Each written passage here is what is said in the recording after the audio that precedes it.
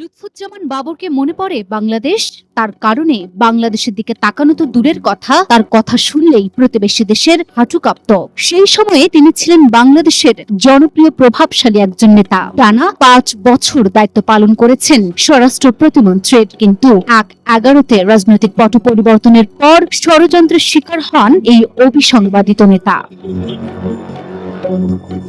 রাজনৈতিক পট পরিবর্তনের পর লুৎফুজ্জামান বাবরের রাজনৈতিক ক্যারিয়ারে আসে বড় ধাক্কা। তৎকালীন মঈনুদ্দিন ফখরুদ্দিনের সরকার প্রথম আলো এবং ডেইলি স্টার নিয়ন্ত্রিত ছিল।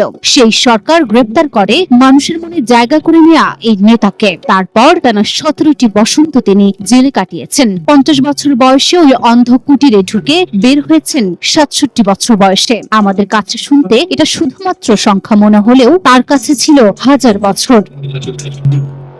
আপনারা শুনলে অবাক হবেন, তার এই যে দীর্ঘ ১৭ বছর নিঃসঙ্গ জীবনযাপন, এটাতে তার তেমন কোনো দোষ ছিল না। ছিল একটি চক্রের কারসাজি। একটি গণমাধ্যম যখন সত্যের চেয়ে মতলববাজির প্রতিনিধিত্ব শুরু করে, তখন বাবরের মতো নেতারা ন্যায়ের দেখা পায় না।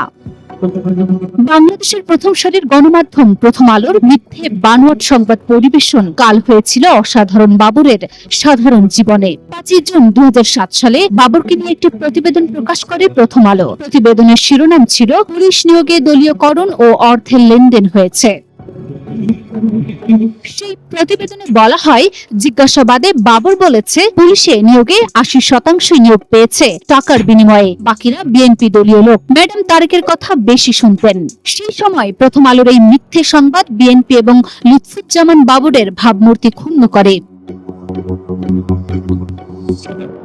সম্প্রতি বাবর মুক্তি পেয়ে এই বক্তব্যকে ডাহা মিথ্যাচার বলে অভিহিত করেছেন। সবচেয়ে বড় কথা হচ্ছে, একজন ব্যক্তি রিমান্ডে থাকা অবস্থায় কি বলবেন না বলবেন সেটা সম্পূর্ণ গোপনীয়।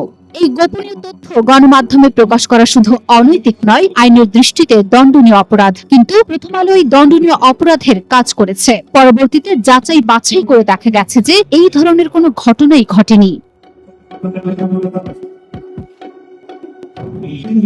প্রথম আলো কেবল তার বিরুদ্ধে সাধারণ অপপ্রচারেই থেমে থাকেনি, বরং ২১শে আগস্ট গ্রেনেড হামলা মামলায় ভুয়া নাটক সাজিয়ে বিএনপিকে দায়ী করার চেষ্টা করেছিল। এসব কাল্পনিক রিপোর্টের প্রেক্ষিতেই লুৎফুজ্জামান বাবরকে ফাঁসানো হয়। সর্বোচ্চ আদালত ২১শে আগস্ট মামলার রায়ে বাবরকে খালাস দিয়েছে। চূড়ান্ত রায়ে বলা হয়েছে যে মামলায় যে অভিযোগ করা হয়েছে সেই অভিযোগ কাল্পনিক এবং ভিত্তিহীন।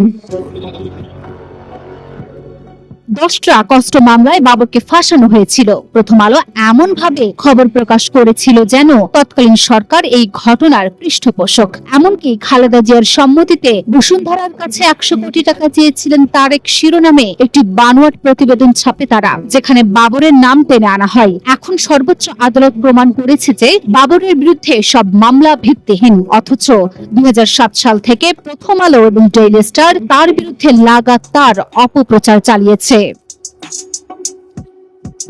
প্রথম আলো ডেইলি স্টার কিভাবে বাংলাদেশে বিরাজনীতিকরণের একটি নীল নকশা বাস্তবায়নে কাজ করেছিল তার প্রমাণ মিলছে প্রতিটি ঘটনায়। বিএনপিকে জঙ্গিবাদের সঙ্গে জড়ানো, জিয়া পরিবারকে কালিমালিপ্ত করা, ১/১১ আনার পক্ষে জনমত তৈরি করা, সবকিছুই ছিল তাদের কারসাজি।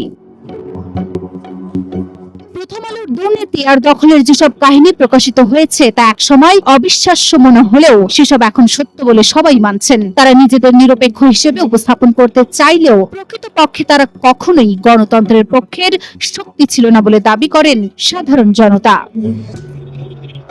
বর্তমানে প্রথম আলো বিএনপির প্রতি সহানুভূতি দেখালেও ইতিহাস সাক্ষী তারাই বিএনপির বড় বড় নেতাদের বিপক্ষে ভুল সংবাদ প্রচার করে গেছে একাধিকবার। সুযোগ পেলে আবারও তাদের আসল রূপে ফেরা শুধুমাত্র সময়ের ব্যাপার।